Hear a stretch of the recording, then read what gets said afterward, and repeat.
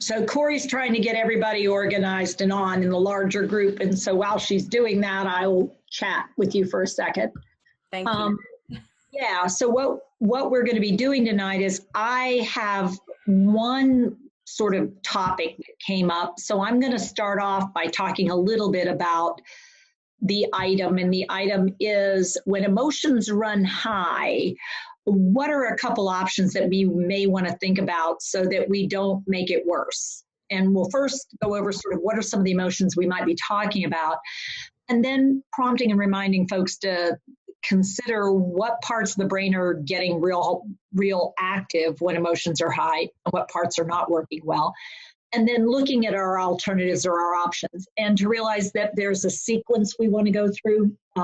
And depending on what the emotion is, we can sort of lean it a little bit, but there's a sequence that we want to follow. So I'll go over that sequence just real briefly, and we'll play with that a little bit, because there were several questions related to what happens when somebody's having a meltdown, what happens when somebody's yelling at you, what happens when they're demanding that they want to do something, somebody's demanding that they need to do something, or what happens when you're really frustrated that somebody's doing something dangerous and you're trying to get them to stop.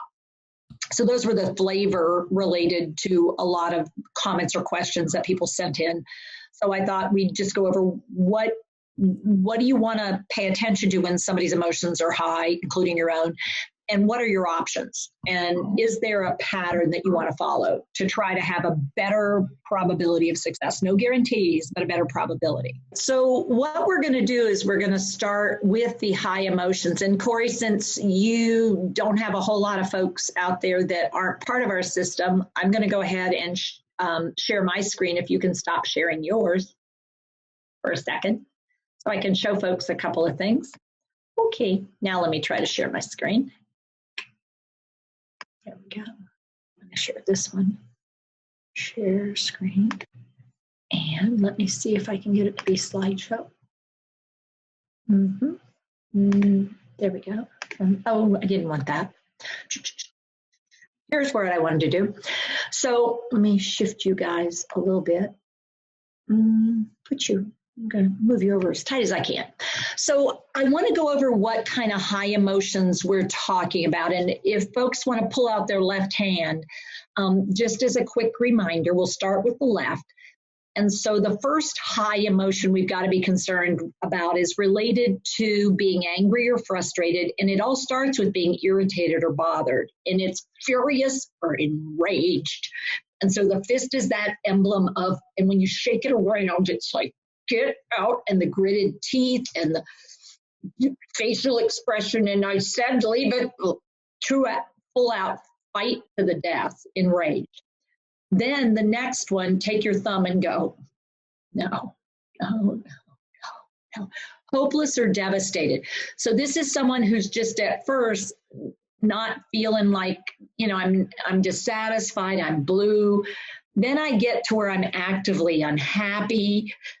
And then there's just no hope. I just give it up. I'm done. There's nothing going to get better. There's no way. This is black. There's no end to the tunnel. I'm done. Cut it, chop it across the throat. Go ahead, do that. Do that. Because it means at that point, hopeless and devastated can rapidly move to suicidal. And that's really important to notice. When somebody feels devastated and hopeless, the idea of eliminating yourself or getting rid of yourself is very real. And so that high emotional state isn't a high energy. It's such a depressed energy.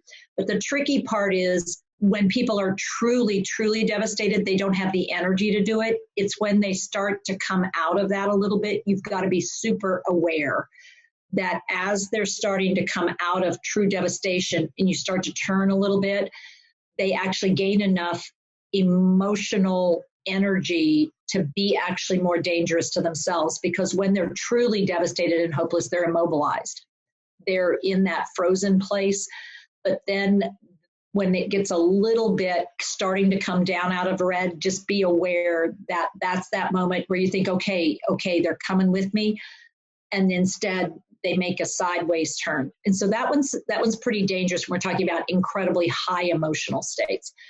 The next one is the one where I put this one finger up to represent I've been abandoned, I've been isolated, or I might do this to you because I feel like you've imprisoned me and you put me in this trap and nobody will let me out. And it's always much better when somebody is with me if I'm abandoned. But I don't see that. Even when you're there, I don't think you're really there. Even when you're physically present, I don't feel like you're really with me when it's high emotion. Or I feel like you're trapping me. Your presence traps me. And so even though you're here, I feel this because I feel like you're keeping a lid on me. You're not listening. You won't give me my head. You won't let me do what I need to do. So I feel literally chained up in what you're putting out there for me. And this next one, do this. Oh, I'm in panic mode, and it's really, I'm flaring around. In this point, I am terrified and I am panicked. If I touch something with my hand, I may equally either grab it or hit it. There's no predicting what this hand will do because it's just flailing around trying to find purchase. I'm terrified, I'm panicked, no. And it comes out of being nervous and anxious and then getting scared and worried. But I can be pretty difficult to manage when I'm panicked or terrified because I either grab hold and I don't realize I'm choking you, or I try to get away from you because I think you're the one that's trying to do something that isn't safe.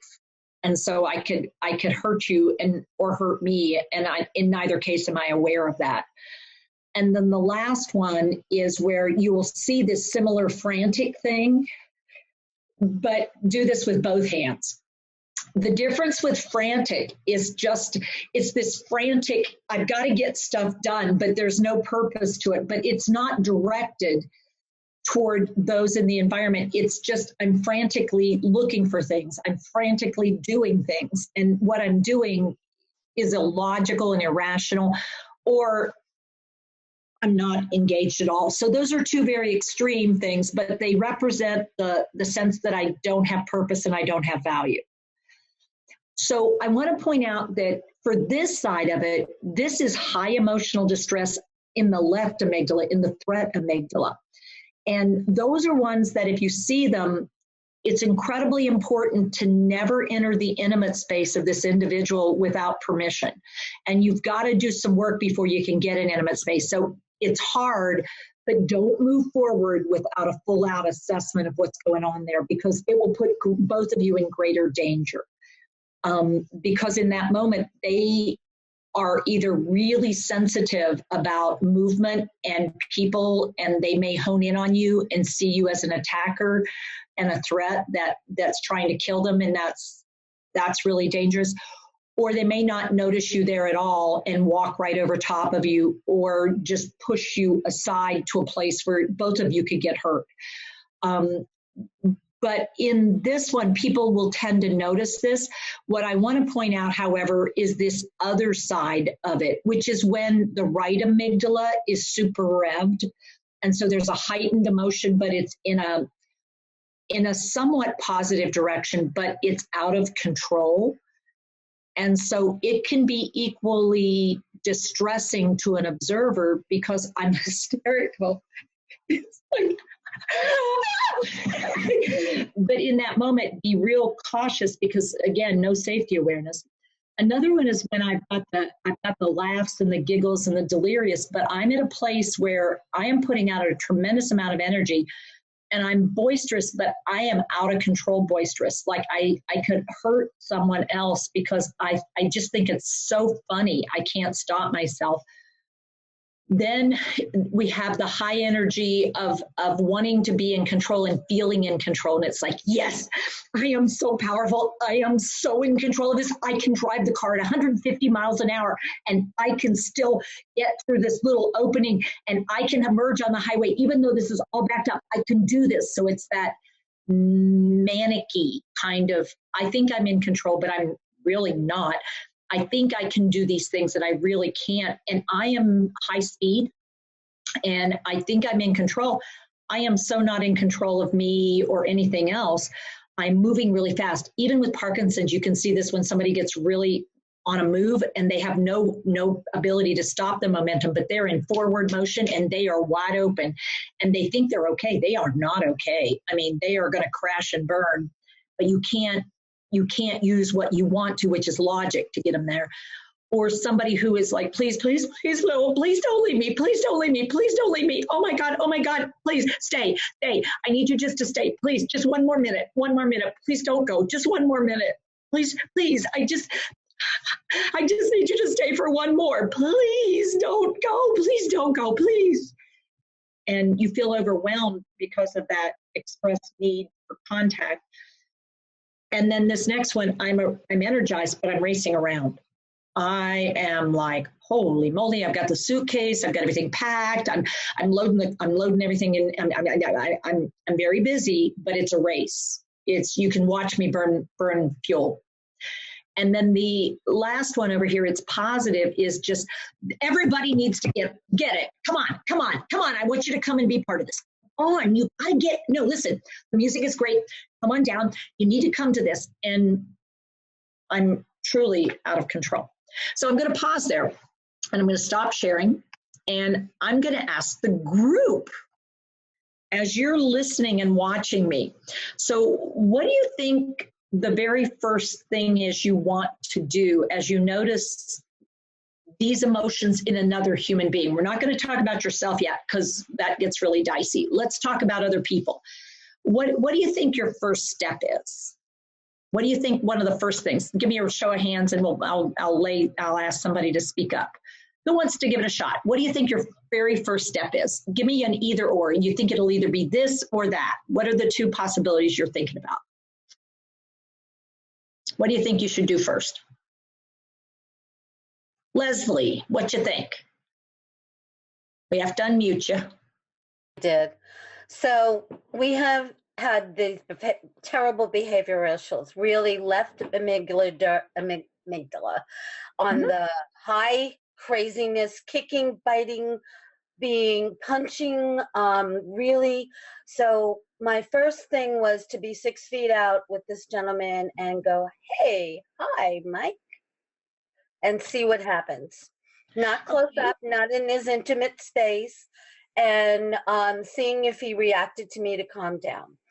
So pause. So what you were trying to do, and you can tell me if I'm right, you were trying to assess two things. Number one, was he able to visually regard anything? Right. Outward? So you were checking to see whether there was visual regard. And second, you were actually doing, I wonder if I can distract this guy. So you are wondering whether or not he was impaired enough cognitively that if you went with a total other emotion that wasn't a high emotion and just sounded friendly and interested, and you looked just friendly, whether that would draw him close enough and down enough that you could go somewhere with that. Right. Okay. So so pause there, stay there, because that's one option. So what you're really talking about in general is an assessment. You're doing something to do an assessment. And you picked a range that was a safe at the boundary of personal space. So you have enough space in place. Did you turn your body any which way? Sideways, of course. Okay. I was not confronting him. I wasn't getting close. And I just wanted him to see a nice smile and a hi, you know, so he would to see if I could get him to calm down. Okay, so I'm going to pause you there, Leslie, because now I'm going to say, hang on there, because what you were really doing, you're wrong. And I'm just going to tell you were wrong. You weren't really trying to calm him down. You were seeing whether he could even pick up on your cue at all. True. And what he would do. I mean, because if you were already trying to calm him down, you would have done something different. So give yourself credit. I didn't want to get that close. You were doing an assessment, which is absolutely the most important thing to do in that moment, is to sort of check out, is he able to take in data? If he can't take in visual data that's coming from that space and place of a positive. You need to know that, because if he is not able to recognize a positive energy coming there, and that was a real positive, Mike, hey, how are you? If he couldn't get that, then doing more in that direction would be a really bad idea. It would have, yes. Okay, good. So stay there, because I like that. Who has another thing? So let's say Leslie does that, and no, there's no change in Mike. And we'll just say there's no change in Mike. So you try that and there's no change in Mike. Does anybody have a thought about what you might try next? What do you think might be an option to do further assessment? Because what we've gotten now is he is not able to take in this visual data that's positive, which means he's over somewhere up really high and he's not taking in visual positive data. Becky, what you got? Okay, I'm going to take a stab at this. I would try to match his emotion. So Okay. if he's high energy, high state, then I think he needs to know that he's being heard and try to match his emotion the best way you can. So you're thinking you're going to imitate and copy some of what he's doing, so he knows that you watched him and you got his message. Yeah. So given the description Leslie gave us, what are the characteristics you're going to try to show him? Because he's showing you a level of frequency, intensity, and volume. I wasn't sure what Leslie said as far as those three things. He was high energy, high. So Leslie said he was punching and kicking, and what else, Leslie? He was punching and kicking up his fists. Okay. You know, Was he making eye contact with you? No, he was just all over the place. Was it kind of deliberate, very angry face, very almost still. Any verbalization? No. Okay, so it was all physical. All physical. Was it directed toward a certain location, or was it all over the place? It really depended on where he was and in the community, in the unit, in memory care. I thought he was much better when he was outside, not exhibiting that behavior. That seems So when he was in an outdoor space, you didn't tend to see the same behavior.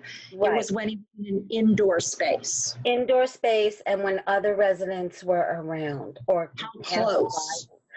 Could have been 3 feet, 4 feet, just too close. Wait, that would have been too close. Within what he would consider the shared public space. He didn't want to share that space with these people. Not at all.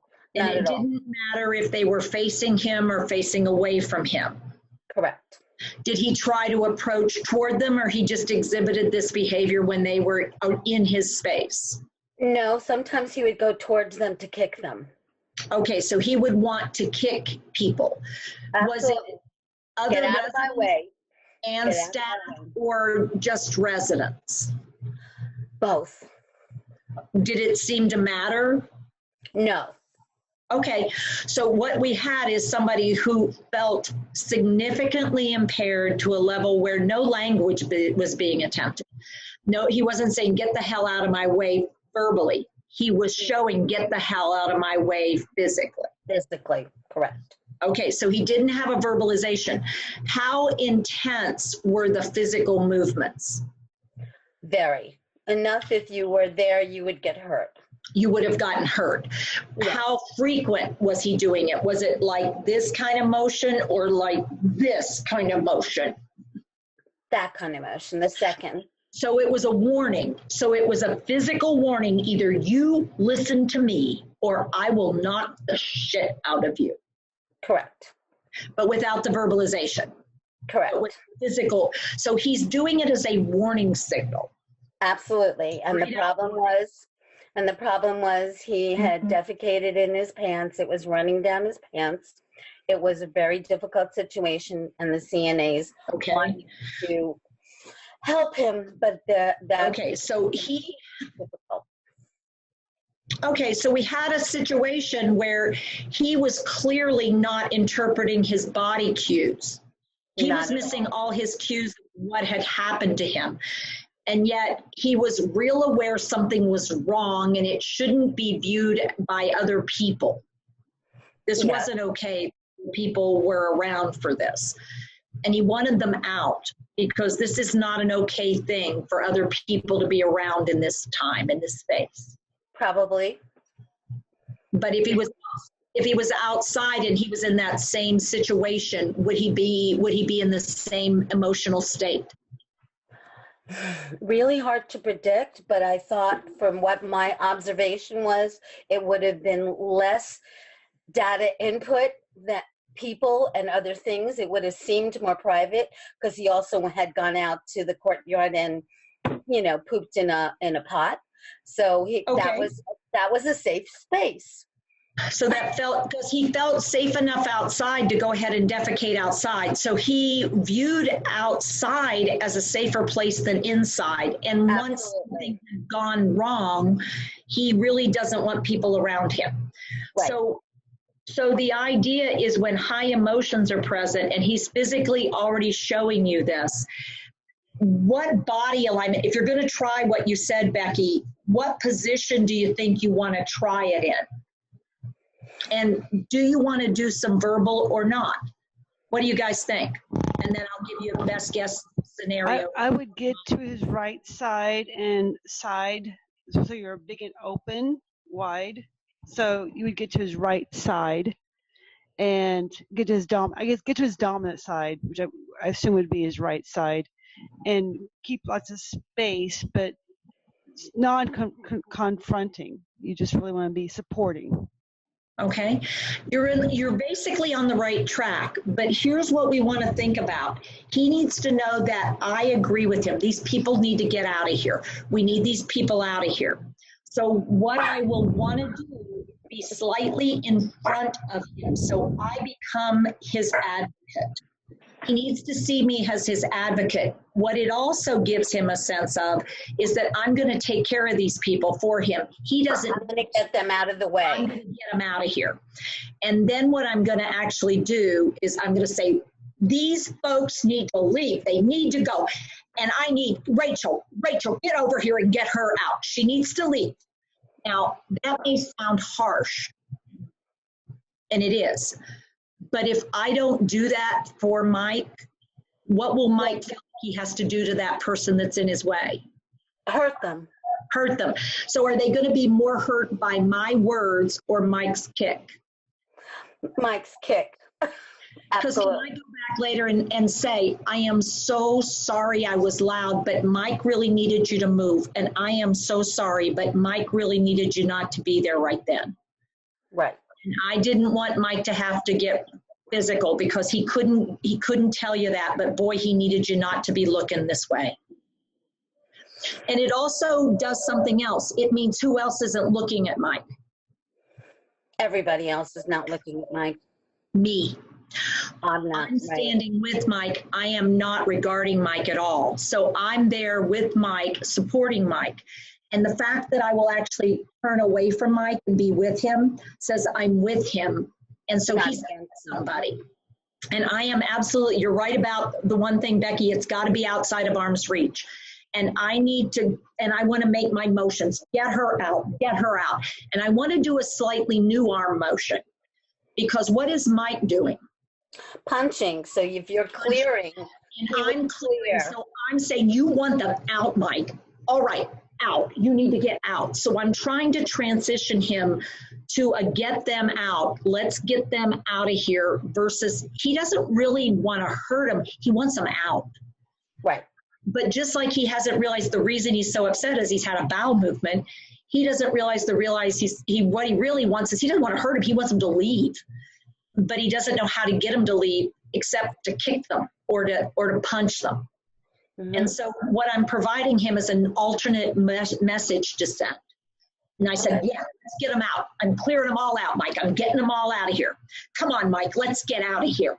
Now, where do you think we're going to go? When I said, come on, Mike. Outside. Right outside. And actually, I had we had to have him eat outside, Yep. which was so much better. It was covered. It didn't matter that it was raining, Yeah. with a one-on-one caregiver helping him, you know, Bingo. so it was less, but it still didn't result in him staying on the unit, unfortunately. No, that's the challenge is going to be what it means is who has to be on high alert 24/7. The caregivers and the Yeah. nurses. Because Mike could have something happen for him at any moment in time, and it's an uncomfortable thing, and we have to be like, oh, I think Mike's getting uncomfortable. And what would happen is people would notice it when When it was happening, but When it not turned red. before. They were missing the yellow and the green. They missed Totally. his cueing and signaling, and so they couldn't catch it before it would escalate to a danger zone because he Right. had so few communication tools available to him.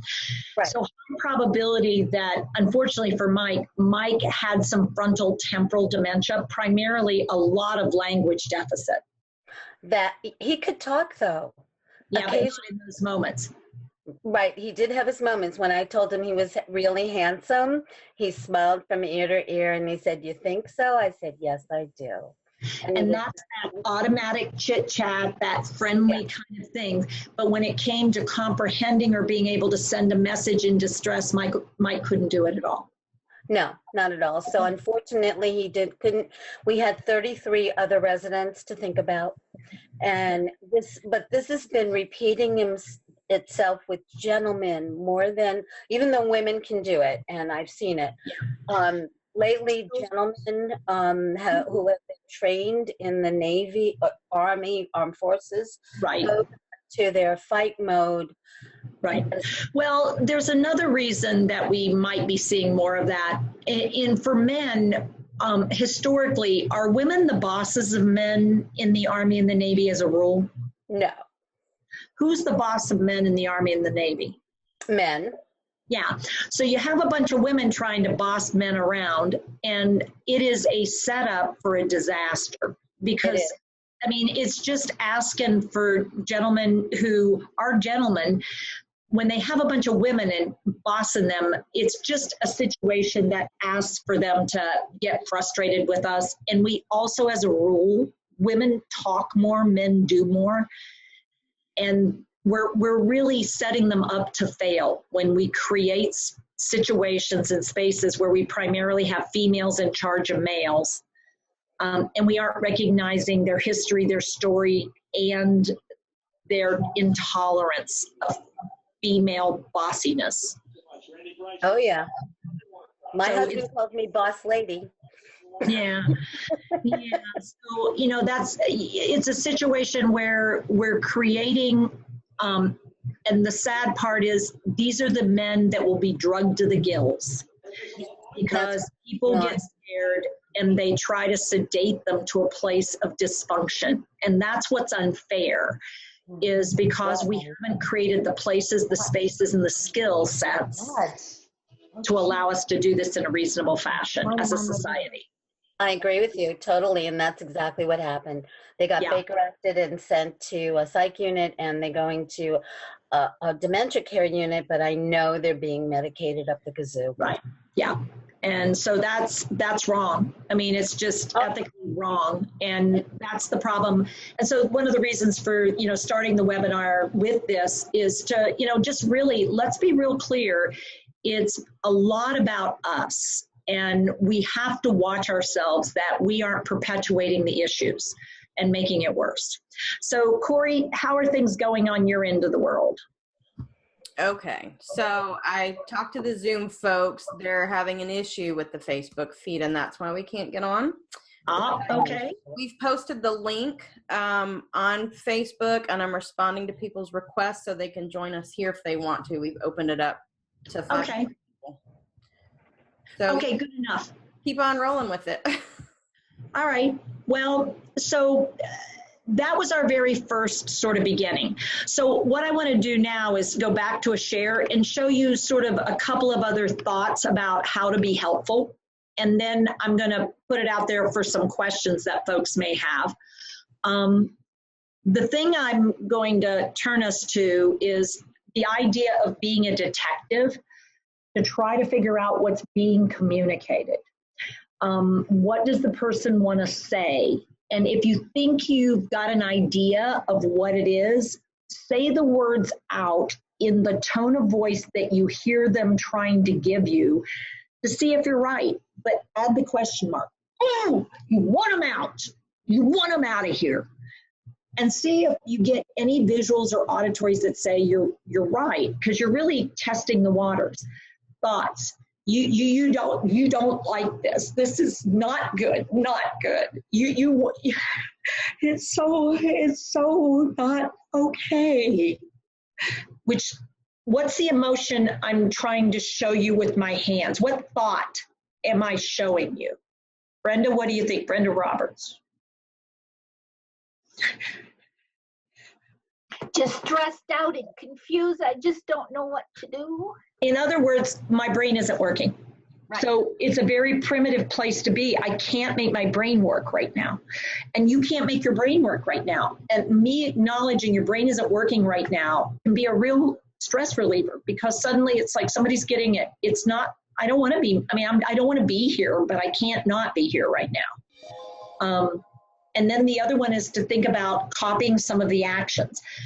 And the most important thing about copying actions is make sure your actions are directed toward a neutral shared space and never toward the person. Because if you give your action to them, they may think you're angry with them, you're sad at them. And you want to make sure it's out here. You turn and you give them the eye contact, but you want to make sure you're angry, you're so angry. And so the motion has to be into the forward space, the shared space, and not toward the individual. Whether you want to indicate you're so lovely, but you just got to be careful that you're not moving toward or into them, and rather you're demonstrating along with them. You might also see whether or not they recognize a need. You need out. You need, oh no, oh, you need to eat. And you show them first and then say a word and see if any of that very primitive sign language, if you would. And then finally, you also want to, is there a belief that they're trying to say to you? They're trying to poison me. They put me in prison. What could I say about a belief there, Brenda? How could you copy that belief that I have? They put me in prison and I didn't do anything. Well, for me, what I'm learning is I just repeat what they say initially if I don't know what else to do. Yeah, you feel like you're in prison. Yeah, and they put me here. They put me here. And somebody put you here. And I didn't do anything. And you didn't deserve it. Didn't do anything. No. Why? What did I do to get locked up here? What did you didn't do anything, did you, Teepa? Little too fast, but you're in the right ballpark. That was good. Did you feel when I disconnected to you? Yep, I totally did. For a while we were connected, and then I went zoom. You tried to go down really fast, and you lost me. More. Yep, stay with you longer. Because you wanted to be okay. Right. I wanted you to be okay. Yeah, well, you wanted to be okay too. Nobody likes being up there. So we like to get down as quick as we can, and so we shoot down the ladder, but unfortunately they're not on a slide. They need to climb down step by step by step. And it's uncomfortable. It's an uncomfortable place. Realize if you're going into that zone with them, here's the tricky part. You're actually only going to yellow, but you're showing them red. You can't be blue. You can't be down in the green zone and be effective. You've got to be willing to come up to yellow. But you are not up in red. They're in red, so you've got to entice them to the border and then bring them back with you. But if you jump down to where you're comfortable too fast, they shoot back up and you've lost your connection. This yellow is where you can find your common space. Okay, so look if I do it too fast, then they're right back up in the red. They have to leave you. They can't come with you that fast because they've got to decompress. This is like you'll give them the bends.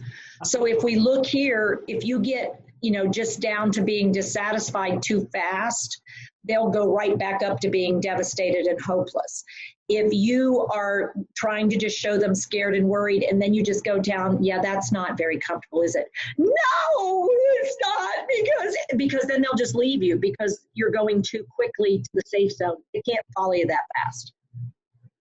So if it happens, just rev back up and realize, oops, I went too fast.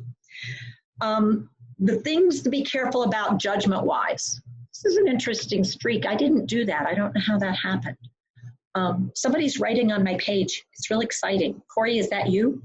I'm ignoring it, but I can't quite because it's a green line and it doesn't belong there. And it's distressing. It's all right. I just don't like it. And I wish it weren't there, just so you know. Someone has done share screen. Oh, okay. Ask everyone. Somebody fixed it. Somebody fixed it. Corey, did you fix it? Share screen mark. I have not done anything. All right, well, it's better. Thank you, whoever did it. Thanks for fixing it, because I didn't like it. And I don't like it when people do that, and they put it there and they didn't get permission. Now, nobody in this group is going to unmute and come with me, because if you don't say something now, I'm going to escalate because nobody's listening to me. I was doing it just without the mute on, or with the mute on. Oh, I thought I saw your face moving there, Rachel, but it wasn't helping because I couldn't hear you. Hey, Teepa. Yes. It's Kathleen. It was me. Oh, good. So now you're going to own up. Yeah, I didn't. I was trying anyway. I won't use time to tell you, but we're driving down the island, and Jeff and I are listening to you on our drive. Oh, okay, fine. Okay. It's all good. I wasn't really upset. It was just interesting. I'm sorry, Teepa. Well, it's okay, but people just write on other people's computers without permission, and you shouldn't do that. That's all. I know, you're right. I'm really sorry. I should not have done that. Well, it's okay. Well, as long as you know you shouldn't. Don't do it again, okay? I will not do it again. All right. Well, it's okay. So what are we talking about? Okay, so now what I want you to realize is, as extreme as that felt, and as like, really, we have to go through this? If you don't bring me all the way down to the green zone, you can't get me over across to the other side. And as soon as you crossed me over, then it's like, okay, so what are we doing now? Because that's when I can let go of it. And now I want to know what comes next, because I don't know where I'm at right now, because I was all the way up on the other side. And now when I'm down here, I don't actually know what to do now. So you got to be ready with what are you going to suggest? And you better have your mind on it, because the challenge will be, if you don't come up with something, I can go back over where you didn't like me being. So when I say to you, Catherine, I'll give Kathleen, since she's driving, an option. So what are we talking about? Now think hard about this, because what immediately comes into your head, truly? Truly, I was immediately thinking, what is the unmet need? And how are you spending your time that is not in balance? Okay, so that's where you went. That's not what happened for me. I was thinking, we were just talking about how I made a green strat and you didn't like that because remember I got you all angry. Don't you remember that I just made you angry? That's what first. Excellent, Kathleen, that was perfect, because that's exactly what we do automatically. Now, who was able to not do that? The person who wasn't intimately involved. Catherine, who didn't have to deal with me in that moment, was so able to say, oh, let's come up with something different. The person who had just been involved with me is so aware of where we just were, they can't let go of it, and they tell me where we just were, instead of going, that's a really bad idea, don't go back there. Let's go listen to music. Yeah, it's just like, oh, well, here, let me remind you of what we just did. And it's like, do you really want to go back there? Because you don't know what will happen when you go back. But the number of people who say, when I say, I just don't understand why people do this stuff. And then you say, well, it's probably because they just, and it's like, oh, really? Do you really want to go deeper in this puddle? So Catherine, because she wasn't as tightly engaged, did a really nice job of saying, wonder what's really going on here. So she's thinking that. So Catherine, you're thinking that. Now here's the tricky part. What are you going to say? So what were we talking about? So I'm going to repeat back the words. Okay, go ahead. Don't tell me. Do it. Let's see what happens. So Right. what were we just talking about? We're talking about you're having a little bit of a struggle here. What do you mean I'm having a struggle? I'm not having a struggle. Why do you say I'm having a struggle? Okay, okay. Oh, don't okay me. This is what you and your okayness. Teepa, would you like to go listen to some music? No. Oh. She's got me all pissed off. I don't want to go do anything. How about drawing? Oh, shut up. Okay. All right, you guys, leave her alone. Just leave her alone. Yeah, leave me alone. Leave her alone. Now, I'm mad too. I just want to sit here. I don't even care what we were talking about. I'm just going to sit here for a while. Well, you just sit there for a while. Well, I'm going. I'm out of here. I'm tired of this place. Yeah, let's go somewhere. Let's go for a walk. Okay. Sure, let's all go for a walk. Can I go with you? Where's that bottle of tequila? Oh, shut up. So, Catherine, what happened? You had this great idea. What happened when you went to implement it?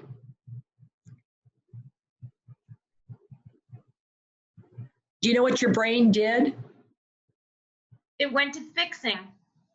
It did. And it said, well, you were having a hard time. Instead of like, so what were we just talking about?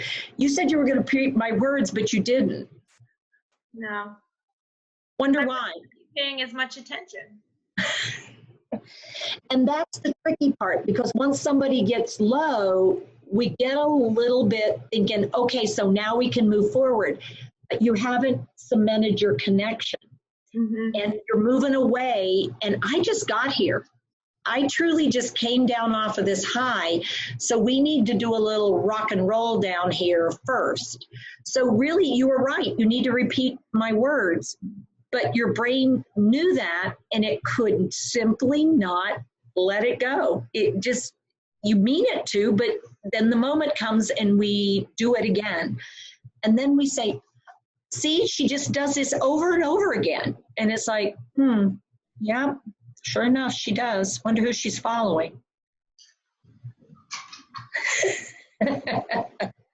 Okay, so let's pause here and let's see if folks have some other thoughts or questions that you want to explore, because we have a little bit of time here that we can explore some things, about a half hour or so.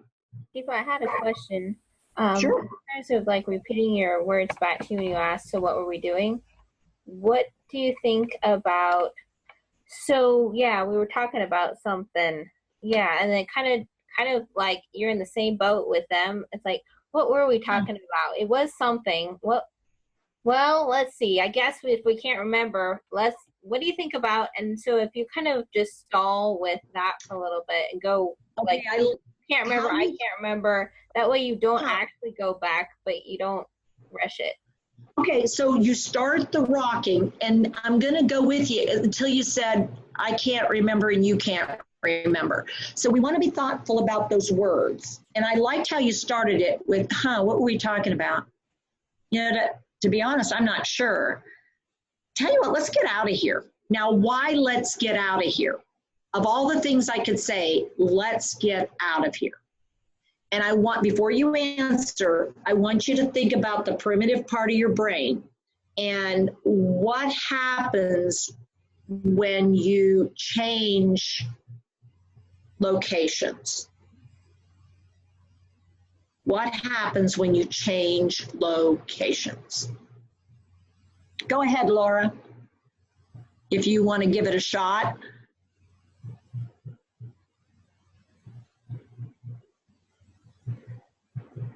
There you go. You're unmuted. That is the key for us. Getting, I mean, even if it's moving from a room to a room. Yep. it doesn't matter. I don't even have to leave the house. I can just move her from the family room, wherever she's having a crisis. If I can get her out of there and into another room, I unfortunately use food as a motivator.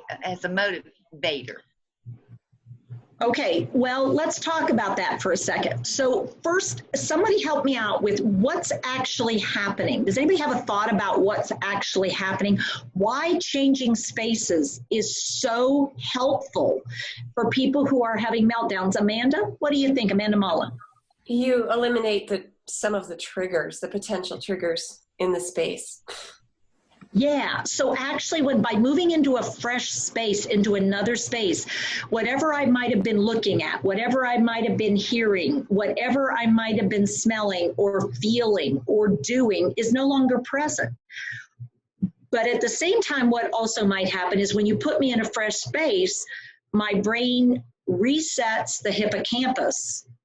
And so whatever was triggering the amygdala from the hippocampus, because I used your hippocampus for primitive wayfinding, I go from here to there. When I get to the new there, my brain has to take in, oh, where are we now? Oh, new cues. And whatever was in the data gets dumped because I can't hold on to it. How many folks will recall in the normal, not normal clips how when I go to the kitchen after having finished reading a book and I do a phone call and then what did I come in here for? It happens because when you enter a new space, literally that hippocampus cannot find the thing it brought with it unless you reinforce it, reinforce it, reinforce it. So you can reinforce it by carrying your coffee cup with you. Then when you get to the new space, you remember the thing you want is a cup of coffee. You can try by repeating it multiple times before you leave the current space, or writing a note for yourself, or doing some kind of cue for yourself. But for people who are in high emotional state, when I enter a new space, there's a whole new set of information to take in. And so what I want to be thinking about is if I have someone in my life who has meltdowns, what can I place in that new space that is going to be a good thing to have in that space because it triggers positive, not outrageous positive. And that's where, Laura, that you got to be real thoughtful with that food thing, because what can happen with the food thing is they gobble it down in a hurry. And then it's like, I need another cookie. I need another cookie. It's like, Mom, you already had a cookie. Now I gave you a cookie. No, damn it. Give me another damn cookie. And we see this most frequently for people who are hyperoral. In other words, they're very much focused on keeping their mouth busy. And that happens most with people who have frontal lobe issues, where they have to have something going in their mouth. There's something around their mouth, something around their mouth.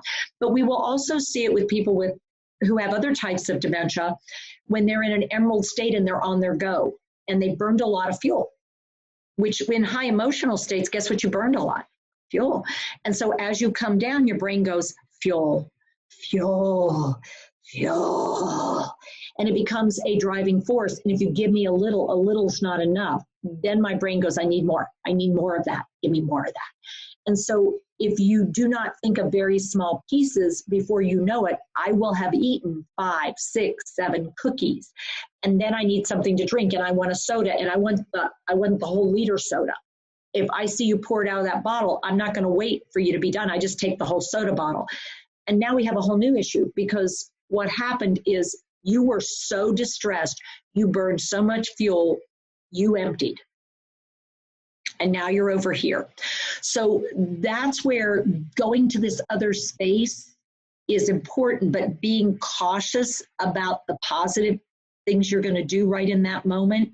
Otherwise, you can find yourself getting really overrun by the person zipping up the other side of the amygdala because they were in need. So this is where the gentleman, Mike, if you can get his pants down, what he might do is start touching himself and trying to get that off himself and messing with his hands in all the poo. And now everybody's upset because he's trying to clean himself up and he's trying to do it, but he doesn't know how.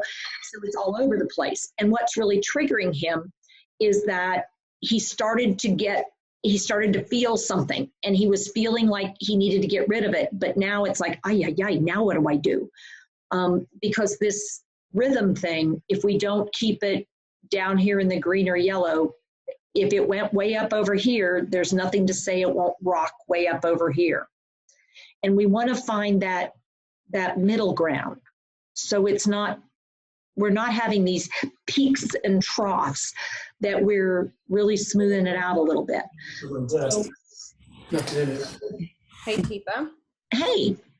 So we've got a question from Karen. Okay. She said, if your person is showing anxiety but not verbalizing it, should you just let things roll or try to get ahead of it? For example, the breathing changes, they're stressed, their eyes are darting. I guess the person she's referring to is mid-stage. Yeah. Okay, so I'm starting to notice some anxiety. So the first thing I want to do is just what we've done before. I'm going to align myself with them a little bit, giving them space, and see if when I'm in that position and I think about them as who they are and who they've been, do I see anything, hear anything, notice anything? When I'm standing where I'm standing, am I smelling anything? Is there anything that kicks in where my brain goes, oh, I think I know what's doing some of this? Then the next thing to think about doing is to start copying some of that level of, and then pause. Because what you want to do is get that connection. So Amanda, can you be a little anxious looking and sounding? Yeah. Yeah, just that. Yeah. Hey, Amanda. Yeah. Yeah, that's not good. No. Hey, Amanda. Hey.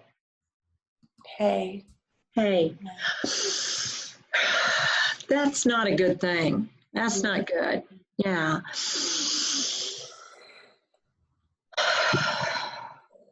Yeah, that's ugh. Yeah. Oh, Amanda, listen. Could we try something? Will you come with me for a second? Okay. Come on, let me show you something. So, really and truly, did that feel like it was hard to stay where you were? Yeah. You mean, did I want to go with you? Mm-hmm. Yeah. Sure. So what I'm doing is acknowledging something is triggering here. And if I can sort of get my head around, wonder what it is, and I sort of get an idea, or I'm still not figuring out what's doing that to her, but she starts noticing me, then what I can do is get her to connect to me, and I can use the deep pressure palm prompt, and I can use the breathing regulation, and I can say, let's go, and a visual cue of direction, because frequently anxiety and nervousness means I feel unsure, uncertain, and what I'm looking for is a guide, somebody who is certain, is sure, and is not bossing me, but is connecting to me in a safe way and can show me how to get to a place that's better. So, Teepa, she said that some activities cause this person anxiety, like a trip to the store. Is it okay for her to be stressed, or should she just avoid that and try to keep it low? Okay, so we need more information about the visit to the store. When does it trigger with every trip in a car, or is it only when we're in the store, or is it when we're in the store and we're looking at lots of things and I'm getting distracted, or is it when we're in the store and there are a lot of people, or is it in the store and we're in a hurry, or we need a little more detail. So is my mic on? You got me? Yes. Yes. So it's all of that. I'm seeing what I'm just going to call a lot of social anxiety. She desires to go to, she's really pretty high functioning. She desires to go We like to shop for greeting cards. We have literally hundreds of greeting cards stashed all over the place. And then we get them out and we sort them, and then, Good. I breathe. I just breathe through it. So we want to go shop for greeting cards. And then I leave her a lot of space in the store so she doesn't feel pressured. Hang on there. You told me something. You told me something really important. What happened is she's in an unfamiliar place with lots of stuff in front of her, and you're her spirit guide and you wander off on her. Okay. And she needs to know where you are. Now, she doesn't need you interfering with her. So you have two choices of where to position. Is she right-hand dominant? Yes. Okay, what you might try is positioning yourself to her left so you're a little in front of her and you're looking at cards on the left. You're not making any comment, but she knows exactly where you are. Perfect. And then she can guide right and look and handle things on her right.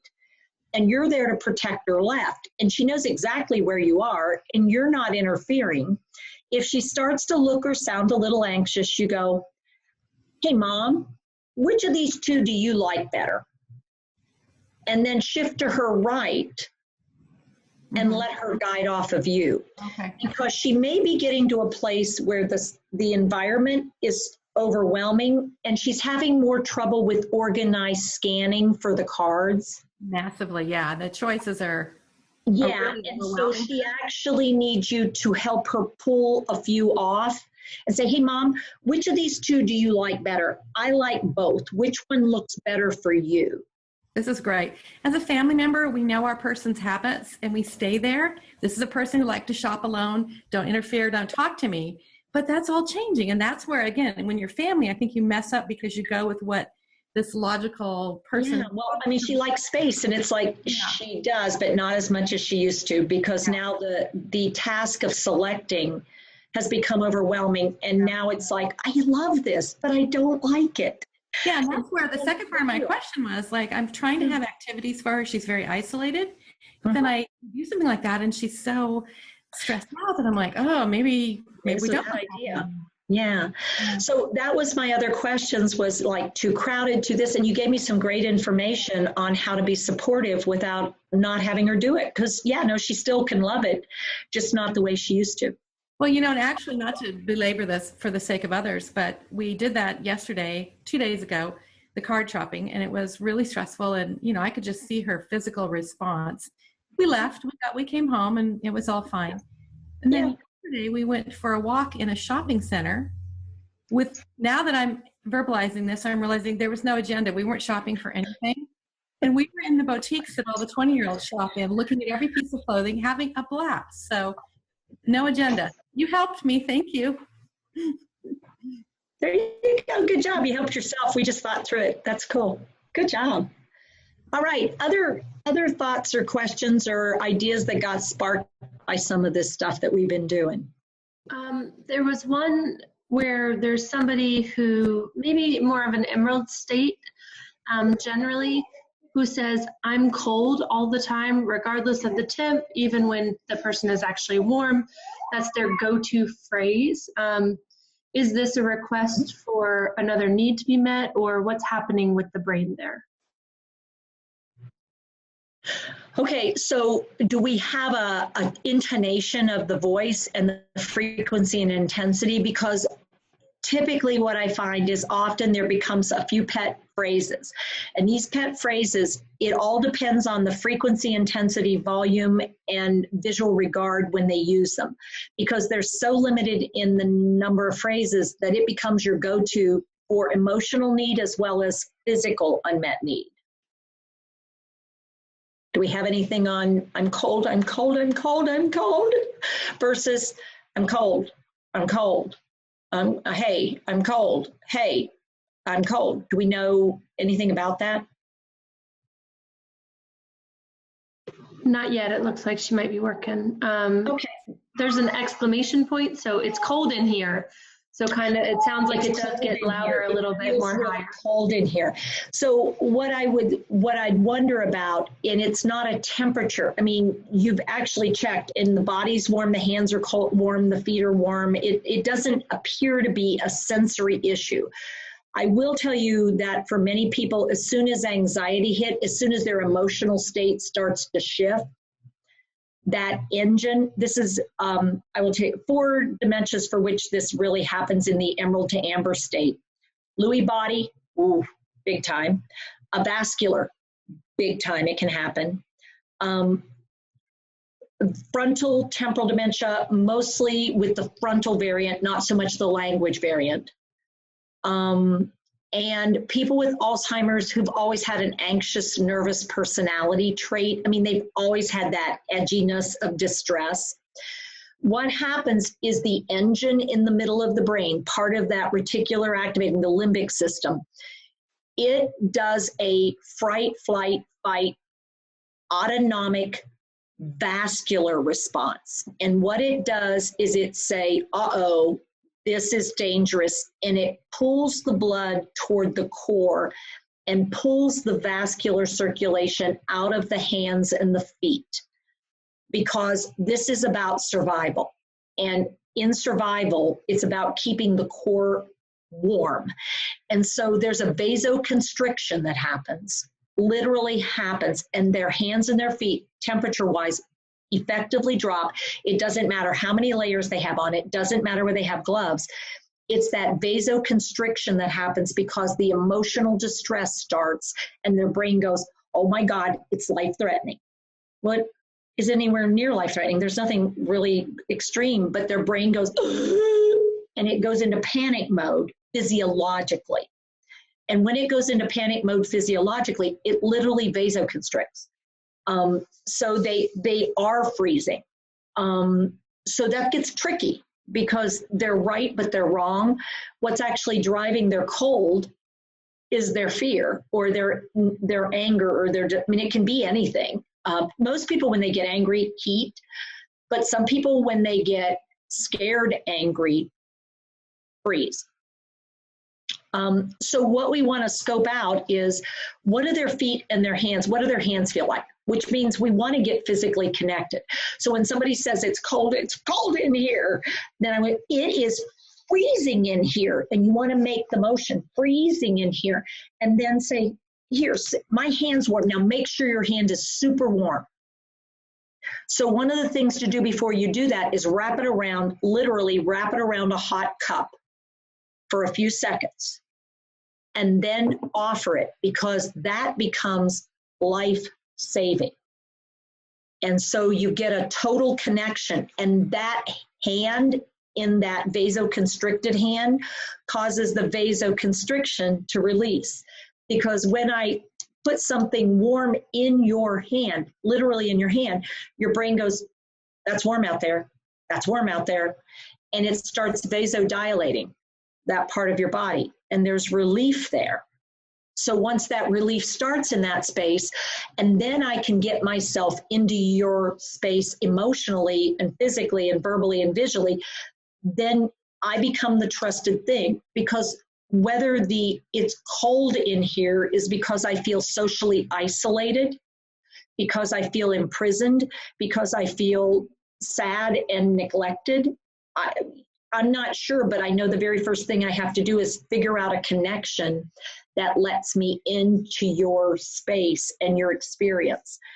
And then that it's cold, I will have to explore, but I've got to get you not cold first. And it's a weird thing, but that's their experience of life, is it feels cold to them. In other words, this space isn't a good space. One of the things to really seriously consider is, what color are the walls? Because it turns out human beings can be very sensitive to blue or green. Blue particularly triggers, or white. White and blue trigger a reaction of cold, whereas yellow triggers a warm reaction. just as an awareness thing. And whether or not you can do the walls, what you might be able to do is clothing or things nearby them or something that has a bright yellow color to it. For many people, actually triggers a sense of warmth.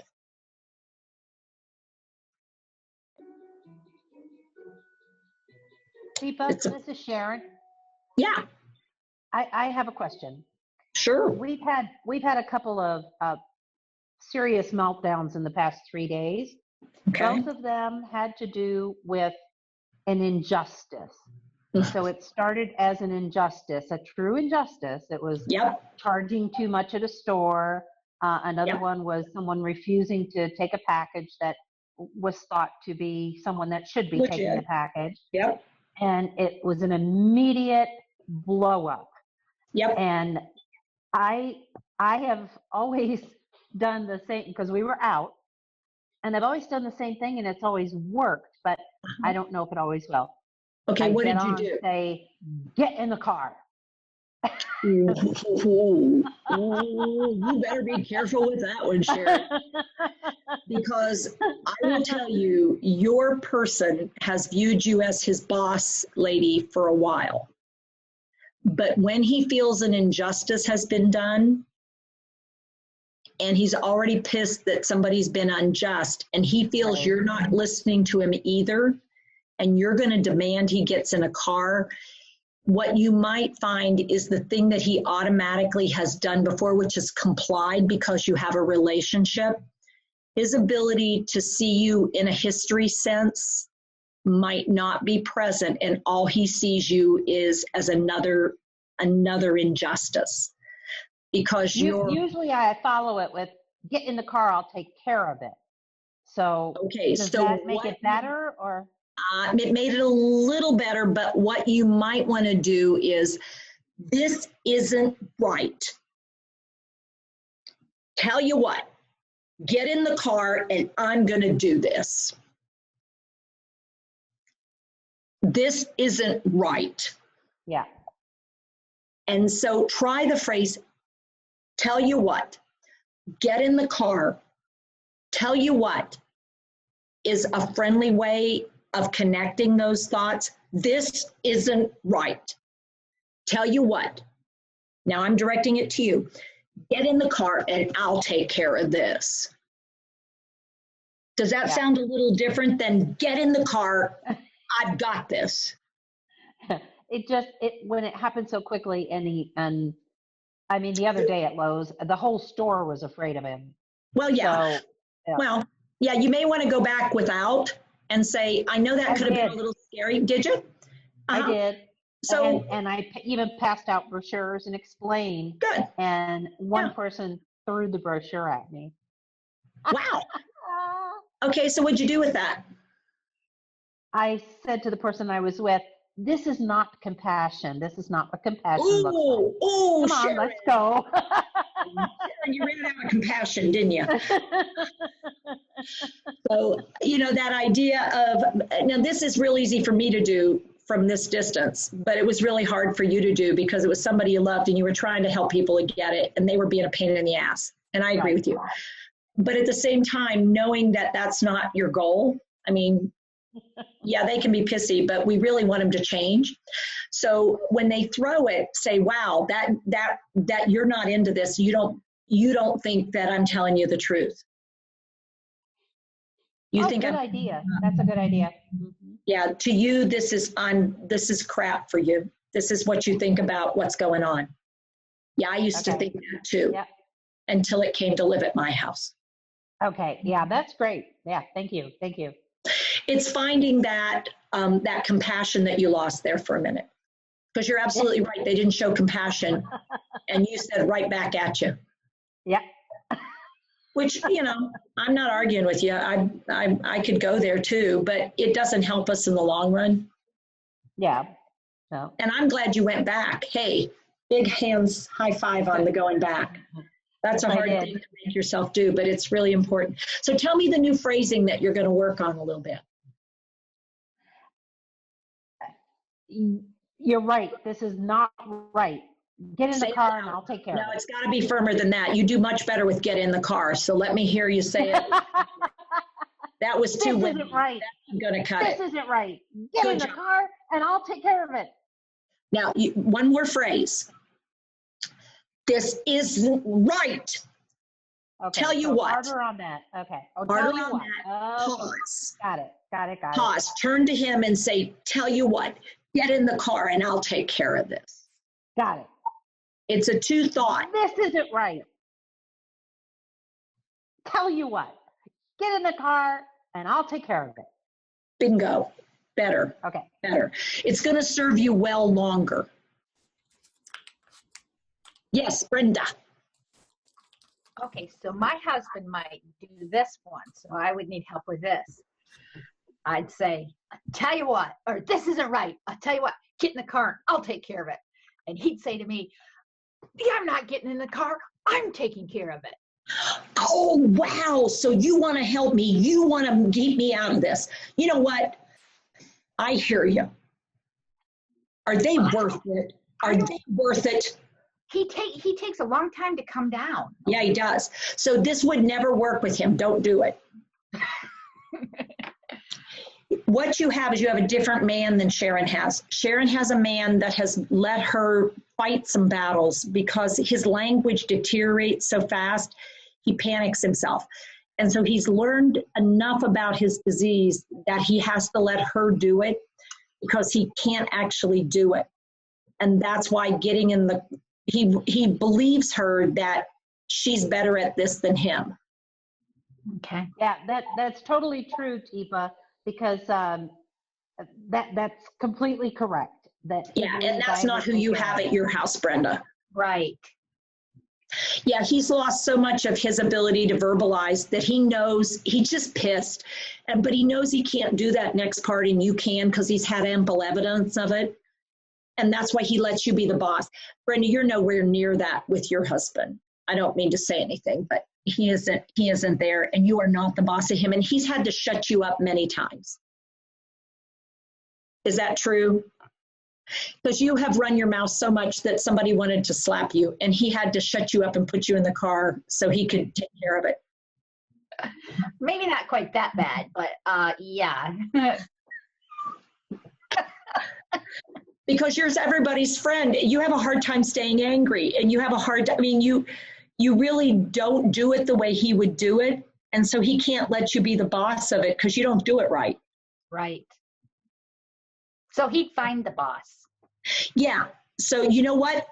I think we should find the boss and talk to him because this person's not the one in charge. Let's go figure out who's the boss around here. Yeah. And you need to do more of a let's. He wants to be on the team. He needs to be part of the solution. Absolutely. Whereas Sharon's husband, we need to get him out of that mix because he has a high potential to go from verbal to physical because his tolerance for this bullshit, and he really views it that way, it doesn't take much to trigger him up now because when it's wrong, it's totally wrong and it should be stopped immediately. So his tolerance of putting up with stuff is less, much less. Whereas your guy is still wanting to work things out and he wants to have a part of that puzzle. I'm going to throw another wrench in this. Okay, how about the person that's extremely demanding? It's you're going to do this, so it's get my glasses, and bring them. You want your glasses and you want them now, and you want your glasses. Bring them to me, bring them now. You want me to get them and get them to you now. I need my glasses. Where are my glasses? You're needing your glasses. Come on, let's go get your glasses. I don't want to get them. You bring them to me. You want me to get them. Okay, let me go get them. And just go get them. Reason to not want him to have the glasses. Or the text, or go to the bank, or get the car, or, Yeah. So what you have is somebody who's bossy, and is used to getting what he wants. And now what he wants is you're wanting your glasses. Let me go see if I can find them. Now the challenge is he's not going to put up with you not giving him what he wants. Now the question is, if you hand him something else that he likes, will he take that in substitution or not? I don't think so. Okay. Because he'll go and knock lamps over and go into all sorts of things looking for his glasses or whatever it is. So tell me why you don't want him to have the glasses as an example. What's he doing with them that... The glasses I could see kind of giving it like eventually. Okay. Okay, so pick something. He'll have it and he'll have it upside down, or he'll drop them in the toilet, or which is kind of fine, but it's kind of it's annoying. About the checks. Give me the checks. I need to get them so my dad can, so we can give them to the bank, or I need a garage door. Okay, so here's what I'm going to say. You need a lot of substitutes. You need fakes that look real enough to be okay, but they're void checks. I mean, they're just sample checks. They're not the real deal. They need to look right, but they're not the real checks, so he can have the checks. So you have like batches of them. Like, he's not going to use all the checks. So just, you want them so that they're not real checks, but they are checks. So he can have the checks. He can have glasses, but they're just little reader glasses that you can buy at the dollar store for 50 cents a pair. I mean, they need to be crappy things so that he can take them and do whatever he's going to do with them, because he has to be in control. It's all about stuff for him. He's not about people. He's about stuff. He has to be in control of stuff. And when you won't give him stuff, it means that he's out of control. And he doesn't care about people. He's charging you to go do things, but he wants the stuff. You're just the arms and the legs to get the stuff. And he wants stuff. And he doesn't even know what to do with the stuff when he has the stuff. But he needs stuff. So you got to give him stuff to have. And then just rotate it in and out. If he hasn't thrown it in the toilet, or if he has, rinse it off. If it's checks, you may have to get some more. But go to the bank and say, I want to, we just want to pay whatever it is, $5 to get some more checks. And just, here you go, here's your checks. Let him have them. Because then when he says to take him to the bank. And you want him to go to the bank. You know what? I cannot go right now. If you want to fill out your checks when you're ready, we can go do it. Go ahead and write them out. Hey, you know what? You want to go to McDonald's before we get to the bank? Okay, because he's just on it for days. He just never lets Well, it's all about control. I mean, he just wants to be the boss of everything. I mean, and if you want, you could even talk with the bank people and let him take in a check, do something with a check, and they just hold it. Because your dad has healthcare power of attorney and, and financial power of attorney, so he can just say, here, when my dad comes, do this. That's all I'm asking you to do. Just act like it's okay and then don't do anything with it. Here's the paperwork if you need it. He needs to go through the motions of living. He's a control freak. Okay. Hey, well, yes. I know that we're running short on time, but Linda Henderson has been raising her little virtual hand for a long time. I am so sorry, Linda Henderson. Yes.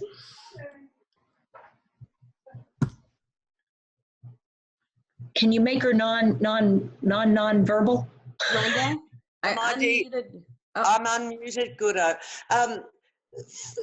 Teepa, you might remember that Vida 3 years ago, which was a couple of years after her diagnosis, went through massive panic attacks, like every morning for 2 hours and sometimes in the afternoon. I too. Okay, a lot of that has been sorted.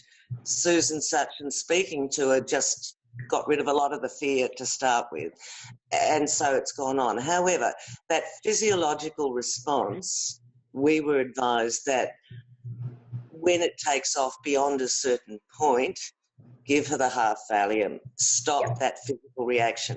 So my question to you is really more about how to guide her care workers. At what point do they see a physiological response that they know is starting to take off and they cannot stop? Okay. And business, the breathing and everything else. Yeah. So do you have really good biometrics? Like when her breathing becomes in the upper third of her lungs where you can tell she is not getting oxygen exchange. Yeah, but it's mostly her eyes, actually. It's the eyes. There's a look in the eyes and it's off. And the state, of course, right? Yeah. So what we want to do is, and as cruel as this sounds, you really want somebody to video her face when that's going on. Good idea. So you can share that video and let them see it building. You can starting, let them watch when it gets to the build point and then say, this is it. When you see that, that's when you need to do this. Okay, thank you. If it's not there, don't go there. Because what happens is care workers start to anticipate that point. And they start thinking, well, I should give the Valium so we don't go there. And it's like, no, that's not how we do this. This is, in this case, it knocks her down. So, I mean, it's a serious thing, but when she physiologically goes to that place, her primitive brain can't come back. So we've got to bring her down. And it's a thump. I mean, she peaked, we got to trough her. But they will, care staff have a really hard time watching somebody getting close and thinking okay, so I should do it now. And it's like, not yet. Let's see if we can help her come back down another way before they go. By the way, just so you know, that doesn't happen much anymore either. Yay. Yeah. Yay. Very. That's a good thing. Yeah, you're doing so well with making life doable for her. And that's huge. It's really huge. Good job. Good job. I know it's been hard work, though. Oh, well, she's the one with the courage, not me. It's two of you. I'm not going there. This has been a hard road for both of you on that one. Yeah. Not a lot of support all the time. So good job. That's right. Thank you. You're welcome. That's an excellent question. Laura. Oh, thank you so much. I couldn't get my question submitted earlier, some with my internet. That's okay, honey. Listen, totally off base here. Question with the forum tonight. They have taken mid to late stages vascular dementia. My mother's physician has made the decision to take her off of all of her memory meds. I'm not feeling supported with this. I'm not comfortable with this. Can somebody share these med questions with me? Okay, so let's do two things. Number one, I have a question for you first. Did he taper her down and ask you to monitor her changes? And did he only take her off one at a time? No, we went cold turkey. I saw a tremendous deficit in cognitive skills, not memory. They didn't do anything for memory. Well, they aren't for memory. They're for cognitive skills in many cases. It's not specifically about memory. That's not really how it works. So I'm going to hook you up with Melanie Bunn to have further conversation, because how that happened is wrong. I'm just going to go ahead and use the word wrong. I thought that. What we should be doing is called titration or tapering. When somebody's been on something a long time, a decade. And she's on multiples. We want to gradually reduce things, but the rule is you only change one thing at a time, and you change it slowly. So if it turns out it was doing something, you can go, whoa, hang on here. That seems to be making a difference in her quality of life. I'm going to leave this one alone or put it back up. Let's look at the second one. Let's do the same thing with it. But by dropping her off everything at once, now we don't know, was it one of them or the other or the combination? Did she need everything, or did she just need it tapered and she would have been, and we don't know. And that's not fair. And may I just let me add what they're saying to me with this drop of cognitive skills is, it's the disease. Yeah, well, that's a bit of a challenge because, it happened in concert in an alignment with the med change. So that's hard for us to separate because you did all this at once and we didn't sort of see a gradual, and it happened at the same time you did this thing. So I'm not sure that I buy that. Okay, so my question is, should I go back? We go back to the physician in about 2 weeks. would it be appropriate to introduce some of it back, because we had such a decline in the cognitive skills?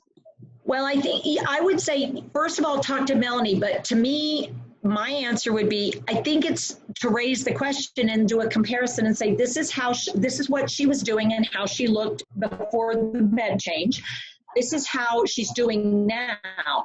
And that's the only thing that's changed. And it's been a fairly significant drop. And I do understand that vascular dementia can have sudden drops, but I've got to tell you, it really matches timeline with when the meds were all changed.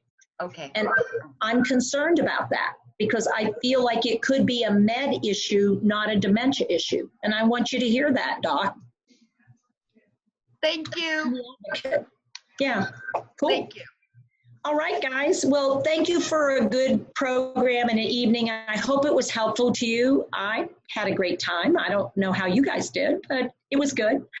I'm sorry we were having trouble with the Facebook, but thank you guys for persevering and coming on. And next month, we're going to meet again on a Wednesday evening. Corey, remind me of the date. I want to say that. April 18th. April 18th. 7 p.m. 7 to 8:30 Eastern. And our topic will be sensory need, sensory intolerance.